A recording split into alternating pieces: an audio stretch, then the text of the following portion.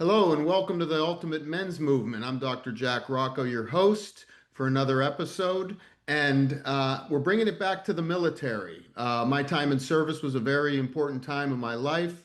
Made a lot of great friends, had an incredible amount of experiences traveling overseas, and it's something that I really appreciated when I came back. A lot of my patients throughout my career, especially after returning, were former military guys. They tended to um, gravitate back to me, so it's something that's always near and dear to my heart, and especially very important regarding um, wounded warriors and including basic, former military guys with both mental and physical ailments and concerns and transitions.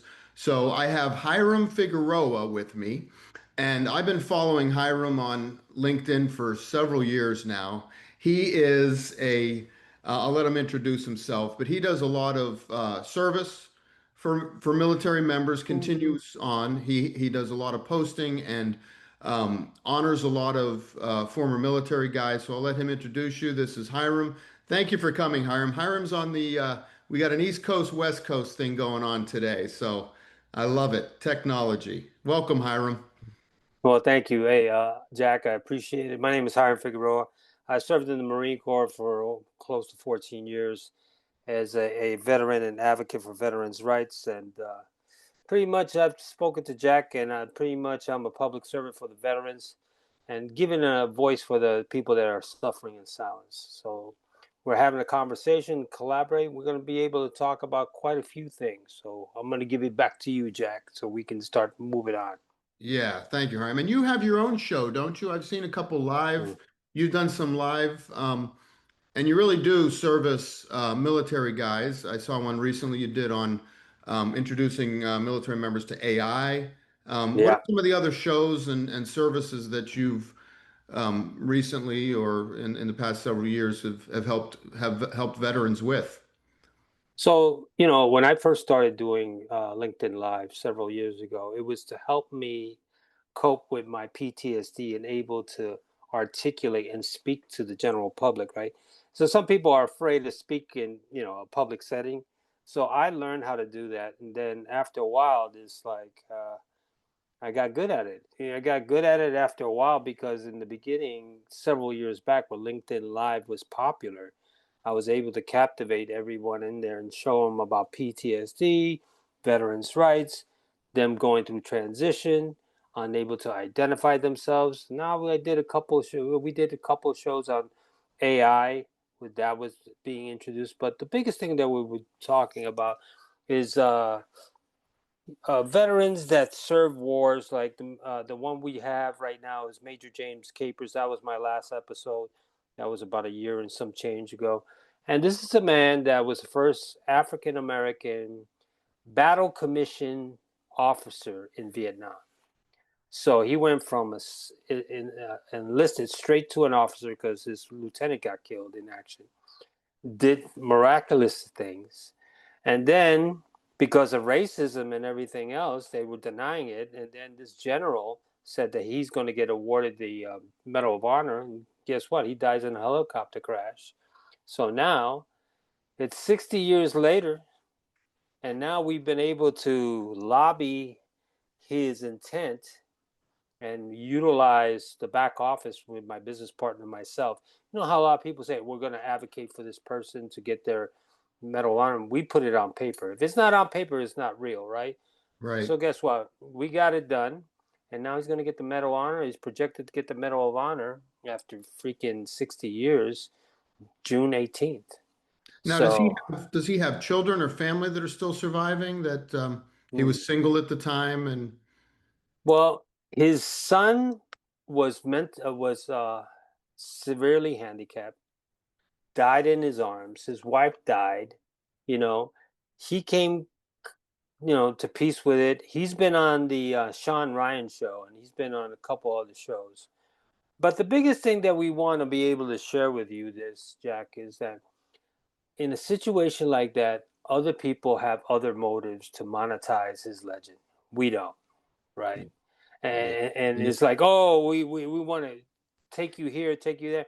The guy is 80 something years old. How, all he's doing is holding on so he can be alive so President Trump can give him the Medal of Honor. After that, he's going to check out. I'm going to tell you that right now. So, but we're doing this. We're doing another Medal of Honor predicament. Sergeant Peralta, he was a Mexican American that died in Iraq and saved quite a few people from. He threw himself on a grenade and everything else, and they were just saying, "Well, we don't have any witnesses." So and he's not illegal, right? So we have that one, and the last one is what we call the Puerto Rican Rambo. This guy has a significant accolades. He's been on freaking 20 something deployments in Vietnam. That's a lot. And then he had silver stars, he's had bronze stars, he's had purple hearts, and we're looking to get that done. So what we're doing is changing the narrative to help people understand that minorities have a significant part in the service. And we can just say not Hispanics. We could talk about Italians, African Americans, right? People that are from Jamaica or something like that.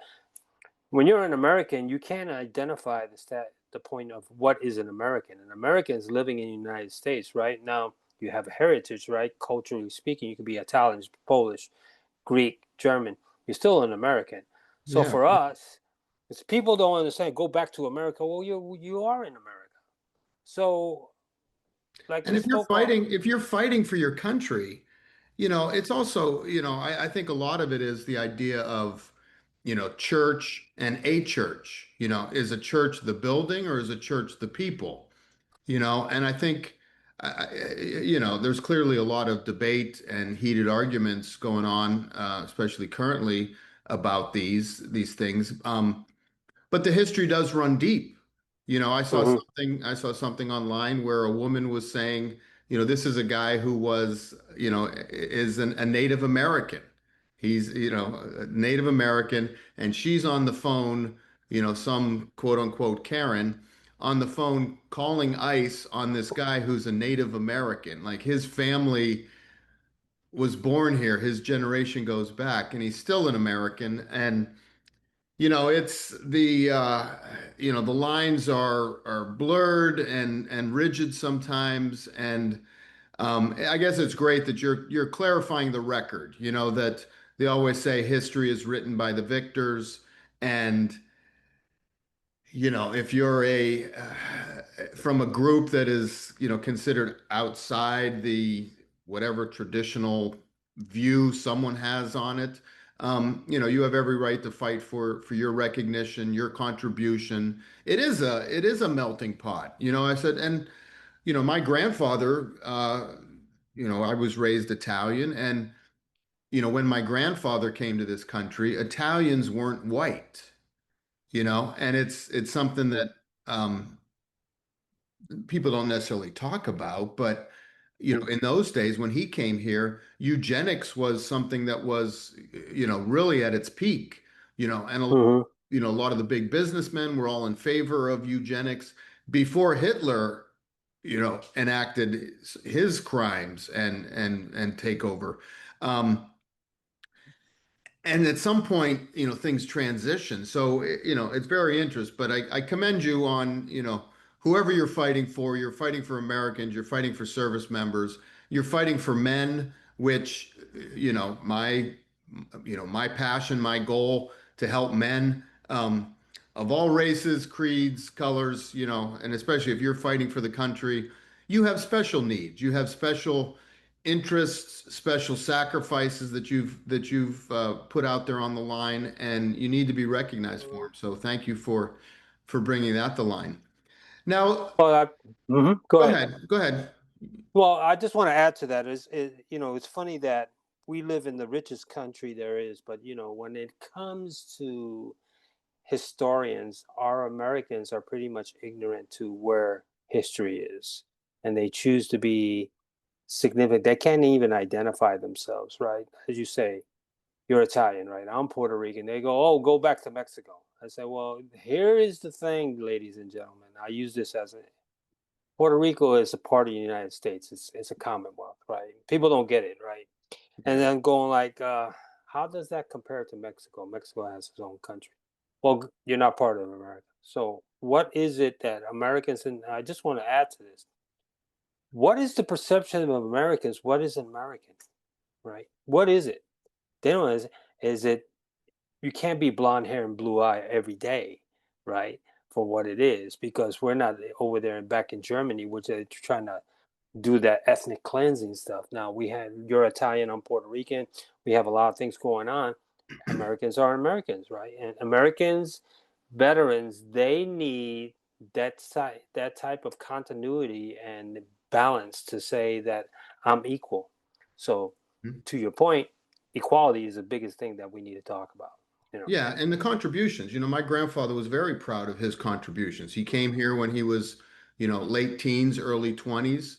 And, growing up, he was a construction worker, carpenter.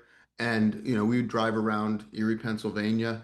And he's like, you see that building over there, the VA? I worked on that VA. You see that boat down there? He worked on, Erie has a big history, big war history with Oliver Hazard Perry and the battles of Lake Erie. And there was a ship, the Niagara, which is was based in America, and he helped reconstruct the Niagara ship. So that's reconstructing American military history, and he was very extremely proud of the fact that he helped reconstruct this ship. And those are all parts of the whole. And I said that my story, I don't, we when we spoke, I don't know if we went into this, but my story got even more complicated as I got older. But it really is an American story in so many ways that I was adopted and I was raised by an Italian family, but later in life I found out that my birth mother, her family came in on the Mayflower. Now that's as traditional American as, the American history books will tell you. And my father was mixed race black. So that I had, my origins. I learned my origins as a immigrant, who traveled across the seas to come to America to have a better life for his family, an Italian immigrant. But then it turns out I'm actually was a pilgrim. I had some ties to pilgrim and I had ties to slavery. So what an American meld that is. You've got Mayflower, slavery, immigration. And those are all American things. And, as I went through my journey, I became very, like, genuinely very proud of each contribution that each one of my families, and my mother was German and Irish. So, you know, I, I think my story is in so many ways an American story from start to finish. Um, and there's no reason why any part of that should be any less valued than any other part of it. They're all contributions. So, we're not trying to be controversial here, but trying to be inclusive. And I think that's, the ultimate ideal. So thank you for bringing that up. Let's transition into men in particular. Because like I Right. said, I think that former military guys have a soft spot in my heart. And I've had patients who were on ships, on rafts. I had a patient who was on a raft pulling bodies out of the water as Japanese Zeros were flying over Pearl Harbor. That was Hmm. one of my patients. Another patient of mine was a prisoner of war in Germany. And, I've had guys that were, bombardiers in the belly of a B-27, and I love those stories, the stories of heroism and the stories of loss and despair. The Vietnam guys, they break my heart. I've had Vietnam guys in tears in front of me, that I just went over and fought for my country.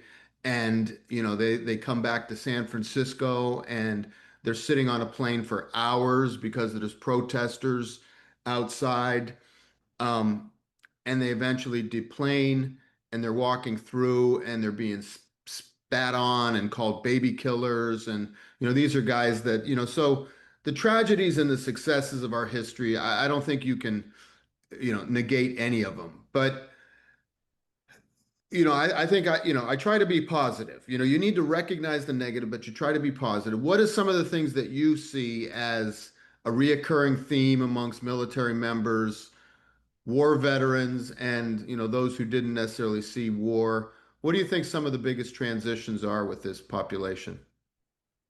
Standards.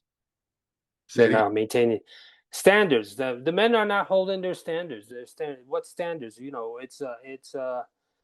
We come from a generation, Jack, that standards were implemented, right, by elder statesmen, right? Men would teach us the standards of what's going on, regardless of what kind of war they came in, what campaign.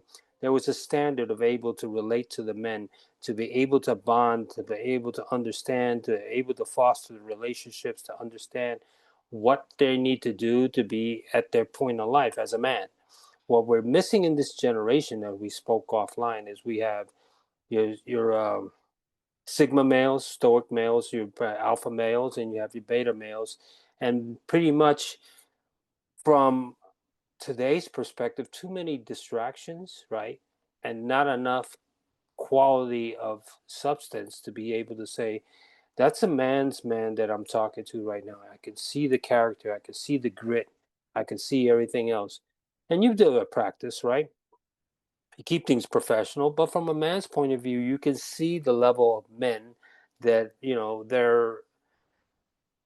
their tenacity of things of what they want to believe in, their beliefs. Sometimes they're lower stress, the lower level of threshold of tolerance of stress or dealing with things.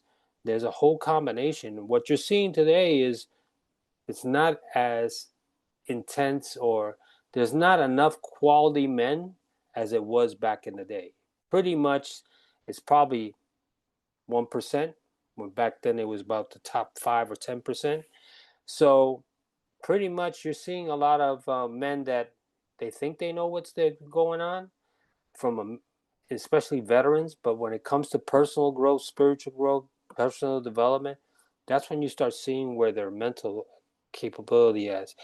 You start hearing how they articulate, how they speak to each other, how they, or some of them stay stagnant. They relive their circle of influence and they're stuck.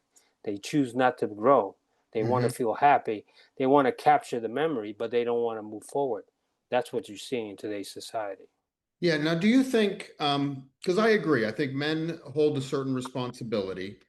Um, from my experience, I think men require very little. They require some appreciation, some recognition. Um, I think from others that, and I'm guilty of this as well, that if someone wants you to do something, is counting on you to do something, you step up Mm-hmm. and you do it. Not Mm-hmm. necessarily that, I would want to do something like this, but to be able to do something for someone else, for something bigger than you. I think there's a group of men, and I think, I don't know what percentage, but men who do for others. And Mm-hmm. what I see is a lot of guys who aren't appreciated for their efforts, for their accolades. I mean, why do you think men get medals? Why do you think men get trophies? These are very simple things that are just a public awareness and a public recognition of what you did. Because men do things all the time, and anymore, men are highlighted for the bad things they do, for their narcissism, their toxic masculinity. Um, but no one's saying, great job. Thank you for helping with such and such. Thank you for, anything. That there's an expectation of men that this is what you must do. And if you don't do this, you're a failure. And I think guys are like, well, if I'm not going to be sad, if you're not going to be grateful for my effort that I put in, why bother? And I think a lot of men do give up, and it's very unfortunate. But do you blame the men or do you blame society? I guess that's the question. I blame both because with today's generation, you have a practice from a clinical standpoint. I do some coaching, right, from a veteran standpoint, personal growth.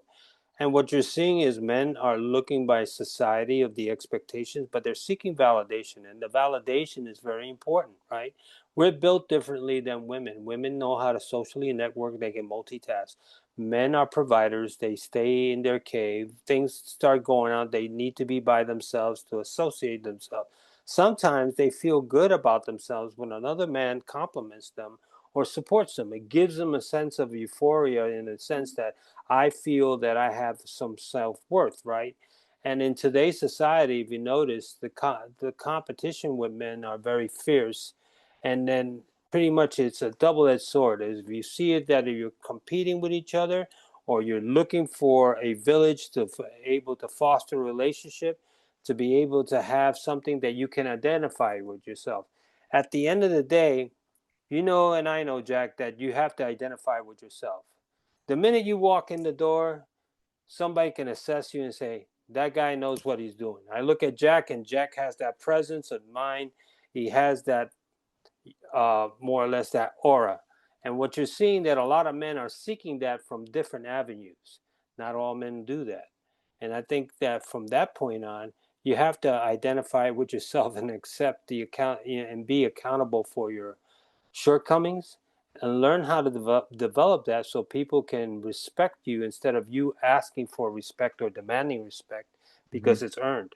So people don't understand that. So that's what's happening in today's society, for more or less. You know, with all the toys, the men with the most toys wins. That's not the case, man. That's Yeah. not how that And works. I agree with I agree with your statements. And, men are held to a standard on how they present themselves, how they perform, not how they feel necessarily. They don't really Mm-hmm. care how you feel. So that, if your intentions are to be a little tough on someone Mm-hmm. because someone needs a little toughness, then you're looked at as the demon or the villain in the story because you were too demanding, you weren't great, you weren't appreciative, and there's just such a quick trigger to judge men without thinking of their intentions. And I'm sure we've all had those people. We've had we grew up in a generation. How old are you, Hiram? 66. Okay. So it's like, Yeah, so we're 6 years apart. You're a little older than me, but mm, I'd say we're the same generation. And yes, we are. you know, and there were many men that I looked up to that I cowered from. My father. And to see my father, the transition that I made with him and he made with me, and our relationship as it evolved over the the later years of his life. Um, it scared me to not scared me, but it's such a wide range of, me being afraid of my father, me being unable to speak to my father, me being trying to impress my father, um, to later in life sitting there and saying, Dad, you can't worry so much. We had these conversations. My mother was ill, everything was falling apart. He was by himself.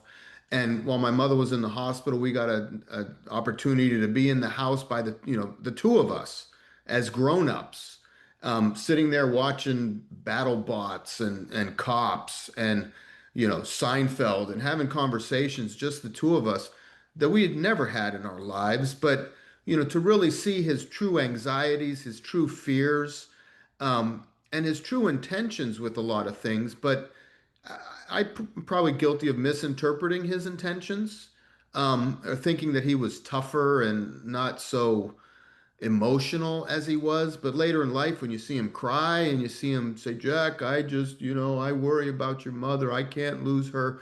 It's, you see the whole man. And unfortunately, people look at the outer shell and they judge that outer shell as being representative of your inner heart. And it's not always the case, is it? Absolutely. And the thing about it is here's the thing. We're so consumed of, you know, how the saying is some people make bad business decisions based on emotion. They're not Mhm. thinking clearly. They're not being rational. Uh, I look at it this way. we're too busy consumed with ourselves, and my wife has to hold me accountable about it. I said, "You're not thinking clearly." And my wife is my worst critic, right? Because she knows me best. So I take these things to heart because even though she's a woman, right, she sees me from a different perspective, right? So I have to review that with the audience. So taking that as constructive criticism, I'm able to apply that with the general audience, especially with men, right? Because they see you in a different light.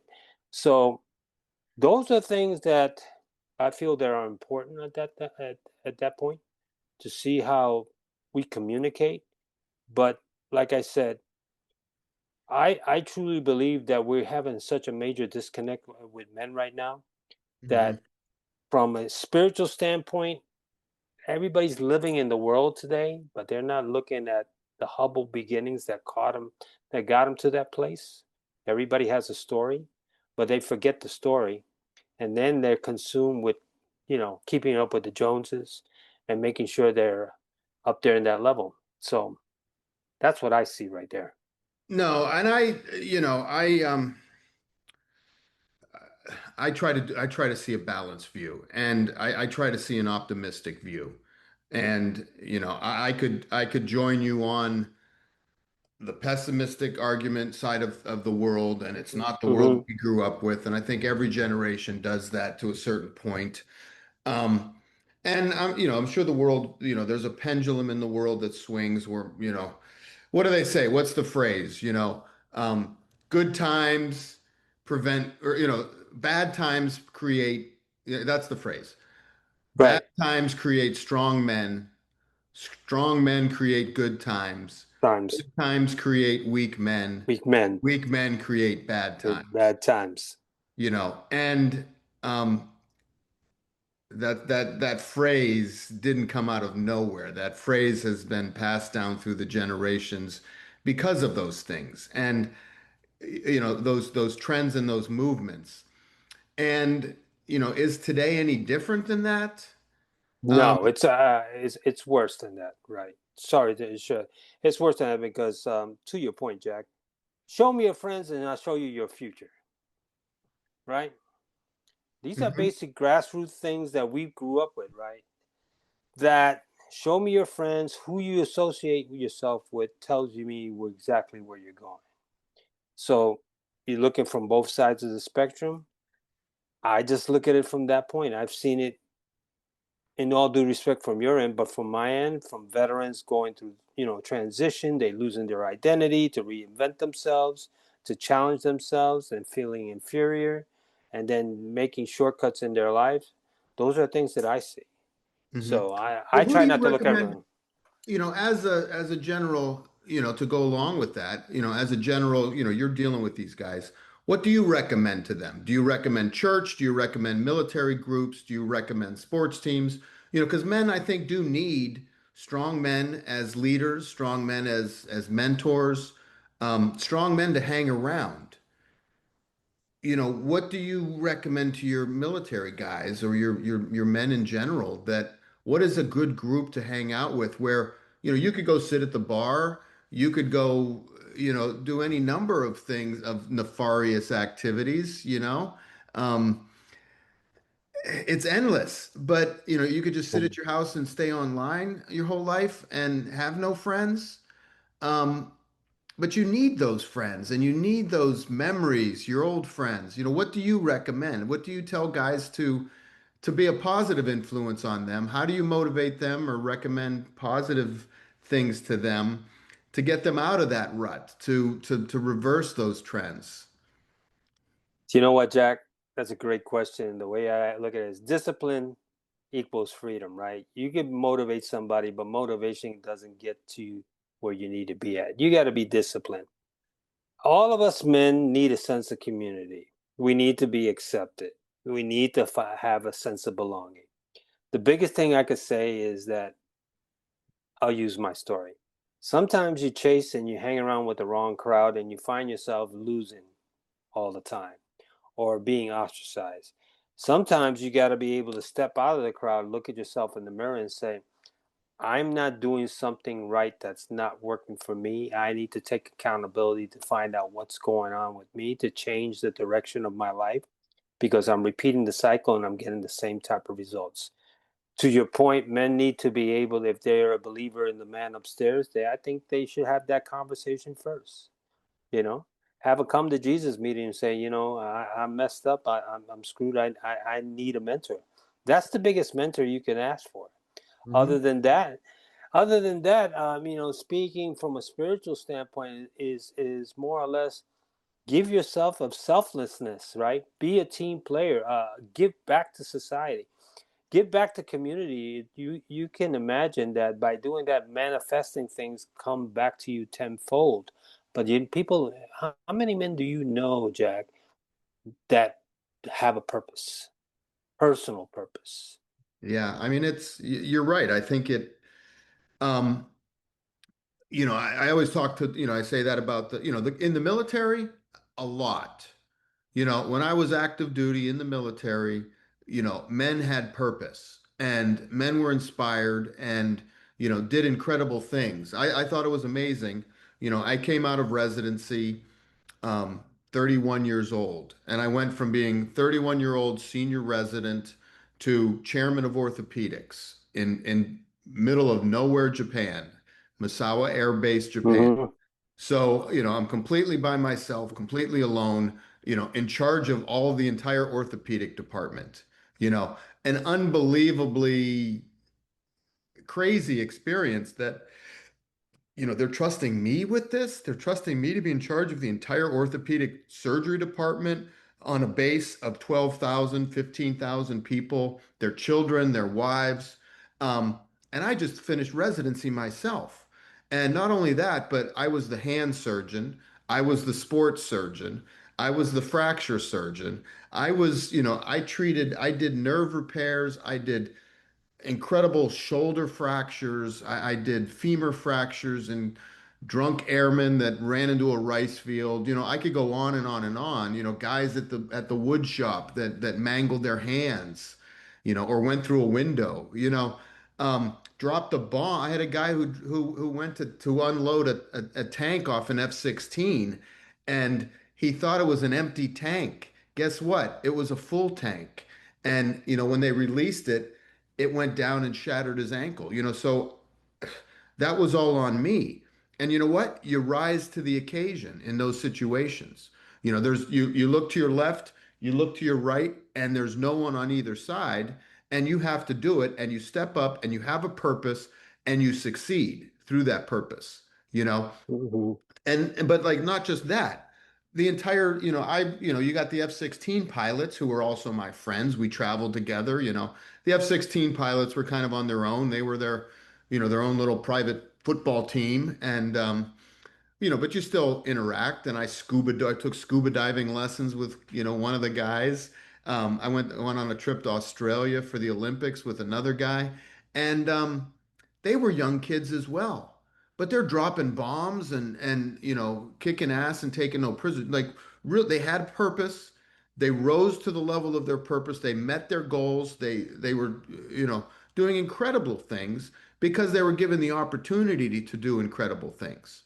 But then you come back to the States and, whether you're a Vietnam vet, whether you're, World War II, those guys had shell shock or, battle fatigue, different names for it, PTSD. Um, and it's not so much, if you watch some of these sniper movies, I forget the exact names of them, but these guys are fine when they're in the field.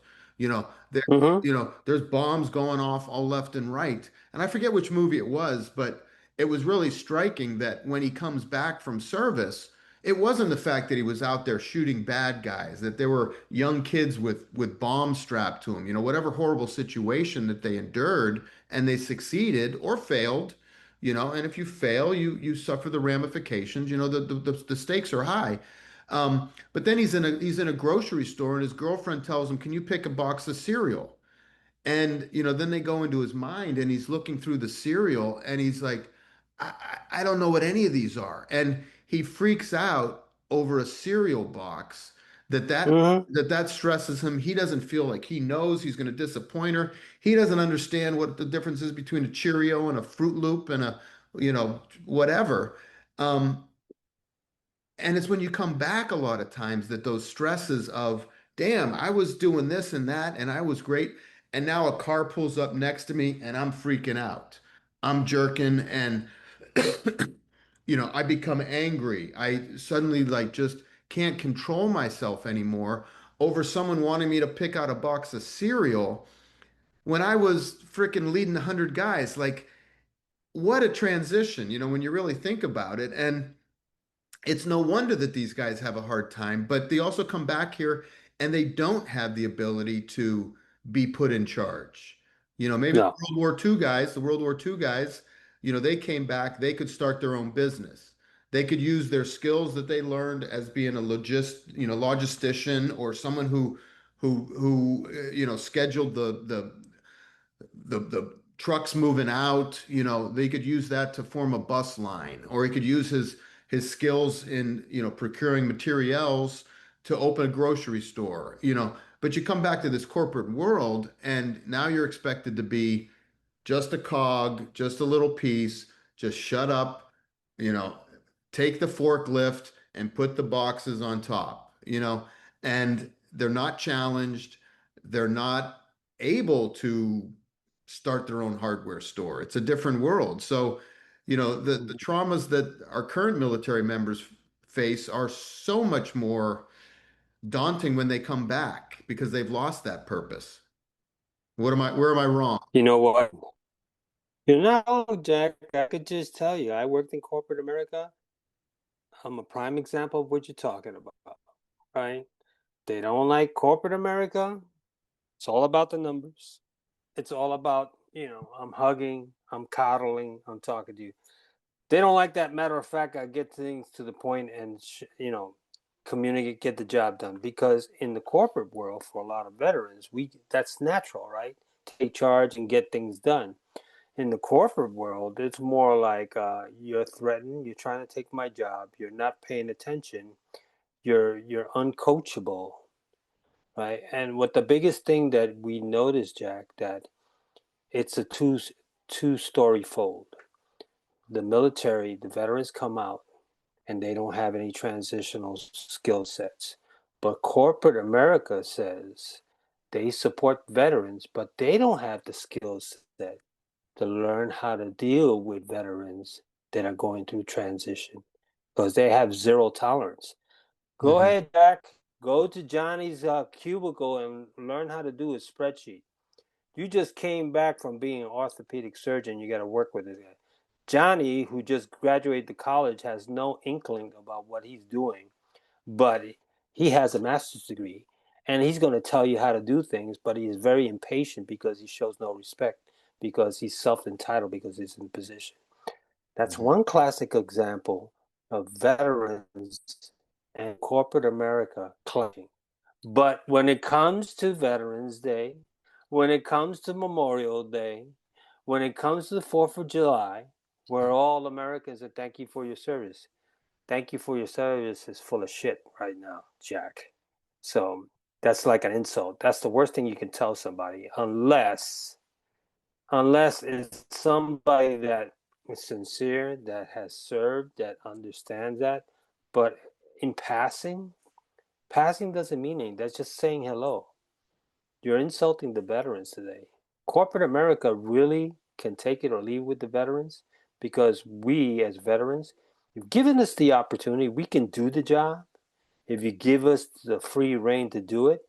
But in corporate America, things are so structured that it makes a hindrance that causes triggers like veterans that I can't find a box of cereal. What cereal you want?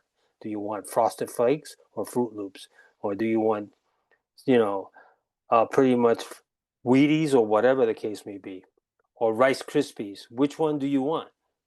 So Yeah, we I think, can do it. And you're right, because you're used to it's complex. It's complex. And, I think that the only people who understand are former military members who truly understand, and, mm, my, and the other thing is that, I've got we all have our high school friends. We have our friends from college or marriage or what have you. Um, and you're like, hey, I'm up on 38th Street.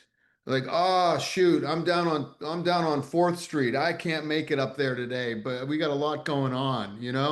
I wish I could come up there and meet you, but you're way up there on 38th Street. I don't have time to get up there. Whereas one of my military friends, he was in my bridal party. I had a couple guys in my bridal party from the military. And he tells me, he goes, hey, I was in Pennsylvania. He's like, hey, Jack, I'm going to be up in your neck of the woods, you know, um, in October. Maybe I'll stop up and see you. I said, really? Where are you going? He's like, Newport, Rhode Island. I'm going to the War College. I'm like, that Newport, Rhode Island is like 9 hours away from Erie, Pennsylvania, or Altoona, Pennsylvania, where I was. He goes, yeah, but it's all in the same place. You know what I mean? Like the perspective is so different when you're overseas in Japan or Kuwait or Iraq and Vietnam, wherever. You've been all over the world. You've been on planes. You wake up in one time zone and in one language, and you go to sleep in another. Um, I said, okay, Buzz. I said, but it's been a while. It's quite a trip. It's about maybe an extra 9 or 10 hours. He's like, yeah, it's all right. I got a couple days. Next thing you know, he's sitting in my house, and another buddy of mine, same thing. Those two guys that were in my bridal party were some of the few people. I did have friends visit, but they visited me in the middle of central PA. One came from DC, the other came from New Orleans, on his way to Rhode Island. Um, and they were sitting in my living room. We went out into my field, we shot guns, we hit golf balls. And these are guys that should never have visited me in that situation, but they do because they get it. And you know what I mean? Those are the guys that they get it. It's not a big deal to drive an extra 9 hours to come see you, whereas your high school buddy won't go up to 38th Street because they're on 4th Street or whatever. How wrong Look, is that? Have you the, experienced that? I've experienced that quite a bit, Jack. And this is what it is, right? The minute we go into the military, we're not the same people that we came out in high school with, right? These guys are still in mode. Oh, Jack, I can't make it. I'm so comfortable. And I'm going, and you're saying like, this guy's full of shit. It's only like about 3 miles tops. How long is it gonna take? And we're high school buddies. That's an exception. I've had experiences with that, and I've seen guys that I haven't seen for years. Hey, let's meet up, and it's like nothing happened. Like, and when I say nothing, is we picked up where we left off. Yeah. And those are the type of people that we get that society doesn't understand. And especially if you're married and you have kids, and you have a bond with guys like this, it takes a moment for that side of the house to understand that type of relationship. And some relationship present it. How do you know this guy? Why is he coming over? I said, we've been together for a while, before you and I, right? Well, Hmm. it's like until they see the bond and the closeness, they'll never get it. They have to actually see it. Yeah. And I'll say, I'm going through my memories. I had three guys. I had another guy, Joe Taylor. I got Buzz, Mike, and Joe. Three military guys that I met in Japan. Um, and Joe was probably 19, 20 years old. He was my scrub tech in the OR. And he didn't know a retractor from a scalpel. Um, he got put into the medical corps, and we were doing ACLs, we were doing some big surgery. He was I mean, he learned great. But of course, because he was someone that was worth training, you know you're tough on him. Like, come on, Joe, give me this, give me that. You got to pay attention, listen. And I would explain things to him and teach things to him, and maybe be a little rough on him. And he loved it. He really loved it. um, and years later, I mean, he called me not long ago. But anyway, he shows up at my house in Pennsylvania, and my ex-wife, she's like, "Who's this guy?" I'm like, "He was a scrub tech in the OR." He's like, "Oh, he was a scrub. Is he a doc?" I said, "No, he was a scrub tech." We had a party. We had a party at my house the one time, and he built a snowman in Mm. front of my house, and they tackled it. You know what I mean? Like these experiences that you can't really duplicate. And we sat up and just, had a couple beers and sat up late and just laughed and told stories. But like I said, 6 months ago, he also reached out to me on LinkedIn and he said, hey, my mom needs, this is a beautiful story. My mom needs back surgery. She's got a bad back, this and that. We're in St. Louis. Do you know anyone in St. Louis who can do backs? And I'm like, I do know a guy who his wife, I think, knows someone. Boom, Hmm. boom. I call someone that's one of my golf buddies down in North Carolina. He puts we get the three of us on a call. Next thing you know, my buddy from Japan is seeing this guy's wife for her orthopedic illnesses, injuries, getting surgery, doing great. What a connection, what a feel, but it's that military connection that were it not for that, it would have never happened. So there's definitely a lot of beautiful things there, but you have to look for them and you have to appreciate them and take advantage of them when they're there. Don't sit in your house, I can't, I'm tired. You got to go after them, I think. Would you agree? I would agree. I think the biggest thing, if people don't understand, I think the biggest bond you can think of is a couple of things. Three movies that I think that are very significant about bonding that we talked about. People ever seen The Deer Hunter Mm-hmm. with Robert De Niro, right? And talk about the bonding of what was going on. Boys in Company C and Full Metal Jacket. Those are the three things I could tell you. Those are about three iconic movies that people need to see of how we're so significant in far as relationship and men and the bond that we do and how far we're going to go out to save somebody or reach out to them, right? And I think that's the part that a lot of people don't get, Jack. Mm-hmm. And that's about the biggest thing. And people, if your audience are listening, I would just say, watch the Deer Hunter, look at the end, right, and see where Robert De Niro is looking up for his buddy, and he's already strung out and everything else. And Boys of Company C, where we're in the Marine Corps, but the bonding of what guys doing, and Full Metal Jacket of what the transition is, and pretty much it's three different movies, but the mental approach of bonding is the same. Yeah. You know. And the struggles are, Mm-hmm. I mean, when Deer Hunter came out, what a shocking movie, and it came out at a time that was, the country was still healing from all the division, and you've got sexual revolution, you've got civil rights, you've got hippie culture and the old culture, the World War II guys, the veterans got marijuana pot smoking, and to see these guys in a scenario where they're playing Russian roulette. I mean, those are terrifying scenes, but those are the kind of scenes that guys in the military face on a frequent basis. And how do you go through those things and not feel that bond, that connection with someone, and not feel disrespected when you come back to your country and people don't understand? No, really, the things that I did for my country, and you're going to give me shit because I'm Puerto Rican? You're going to give me shit because, we had guys in the military. We had, I was in Japan. We had a Korean guy who wasn't a citizen, and he was one of the best ophthalmology techs that in the country. I mean, he scored in the upper 98, 99% on his ophthalmology test. He was, always well recognized. Um, we have people that were Filipino. Are they any less American because they had actually never been to America? But a lot of these, there's programs in these countries where you can become a citizen, you can apply, you can work for the military. I'm sure they do it in Afghanistan and Iraq. Are those people less American when they still gave their service?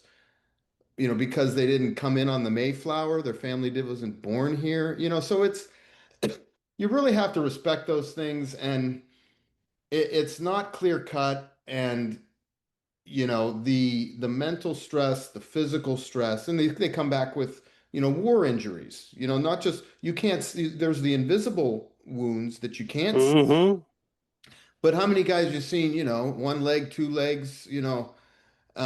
Injured, lacking arms, lacking. That some of the most horrific injuries that they bring back with them. Just imagine the mental, you can't see the mental stresses that they have, deep in their heart, their soul, their psyche. Um, and you're not going to respect that person. Say, yeah, thank you for your service, said in a flippant sort of way. It's like, don't thank you. I don't want to thank, no, I don't want thanks for my service. And I always said that when I was in the military, it was pre 9/11. I was actually on 9/11. I was already moved out of my apartment. I was cleaning windowsills and whatnot. And no one thanked me for my service when I was in the service, and then I get out and people, oh, Memorial Day, thank you for your service. 4th of July, thank you for your service. Like, ask me about my service. I think that's probably, tell me your story. And anytime I saw those guys in the office, I'd see a guy with, oh, I had another guy. I wrote an article on in Psychology Today about a patient of mine. He was in his 90s and he had his World War II hat on. This was several years ago. And, respectfully, he had his hat sitting on the chair. And I always ask those guys when I see the WW2 guys or any guy, I always ask them, but the World War II guys, I would always say, were you in Asia or when you're in Pacific or were you in Europe? And so I asked this guy, and he had such a bubbly personality. And he goes, I was on Iwo Jima. I'm like, really? And the Battle of Iwo Jima, if you know anything about military history, was brutal, you know. Mm-hmm. And he's telling me, what this guy was a hero. If anyone looks up the article, I think it's an article that's worth looking into. I'm just thinking of Mm-hmm. Psychology Today. I wrote an article about this guy. I called him Charlie in the article. And he came in, he goes, Doc, I know I got bad knees, and I'm going to tell you how I got my bad knees. I'm like, how, Charlie? He goes, I was the 1938 base stealing champion of Altoona, Pennsylvania. I'm like, really? So you had some speed? He goes, yeah, So he's telling me about his high school days, and that's why he's got bad knees. And then I see this, he tells me he spent time on Iwo Jima, and he's telling me the story, and I'm like, I said, Charlie, I said, what did you see on Iwo Jima? Like, tell me your story. And he goes, Doc, I can't tell you. It was brutal. He goes, the first 3 days, we kind of, is when we took the hill. I said, were you Mm-hmm. put the flag up? And he goes, yeah, that was within the first 3 days. We're putting up the flag. And he goes, I was right at the bottom of the hill when they did that. And he goes, but Doc, but then it was, 24 more days after that or whatever it was.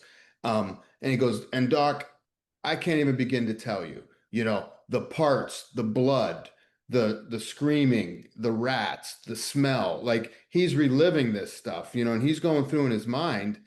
And I'm thinking, so then he finished, and I'm like, that's incredible, Charlie. But you're going to tell me that you spent a month on Iwo Jima doing whatever it is that you had to do, and you think you have bad knees because you stole bases in high school? And he's like, Doc, I never thought of that. You know what I mean? And these guys didn't want thanks for it. They just, wanted to get on with their lives and continue and not be ridiculed and not be disrespected and just let me go back to having a purpose. And that generation was able to come back and have a purpose.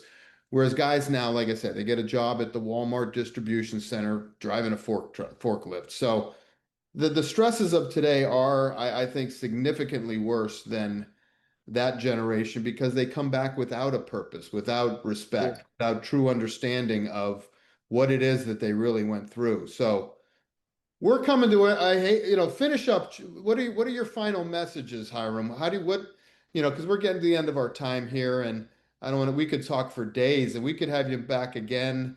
I'd love to talk to you again. And if you're ever in Pennsylvania, stop and see me or Boston. Yeah.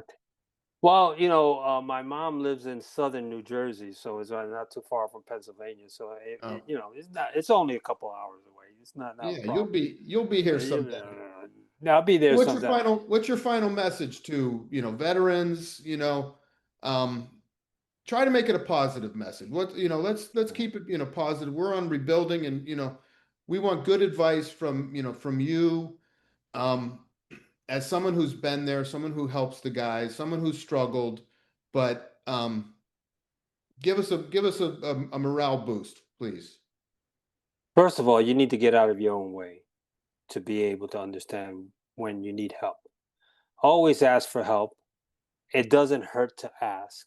Reach out, and you'll be surprised how many people are willing to help you out of the kindness of your heart. This will help your self esteem and your mental aptitude, and spiritually speaking, this would help.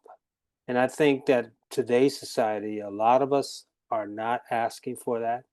And we need to build a community to be able to be stronger because we are built to be communicating with each other. That's how humans are. We're designed to communicate, we're designed to be together.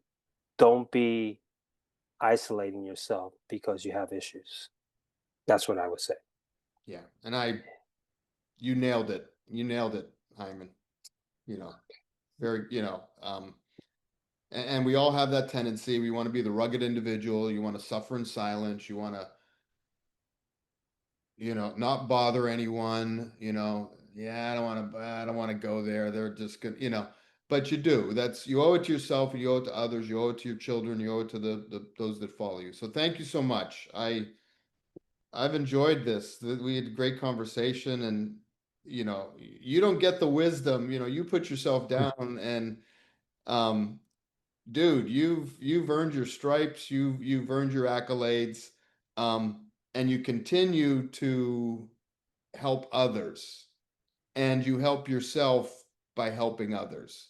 And so I commend you for that. I'm honored and proud to have had you here on the show. And we're brothers now. So Yeah. I'll look for you a little more on LinkedIn, and let's do this again. And if our paths cross, let's have a sandwich. Oh, sure. We'll have a hoagie. We'll have a sub. Yeah. Well, thank you. So, all right. Well, thank you, man. I appreciate it. Okay. Okay, so this has been another episode of the Ultimate Men's Movement, brought to you by the Ultimate Men's Clinic. I'm Dr. Jack Rocco, your host.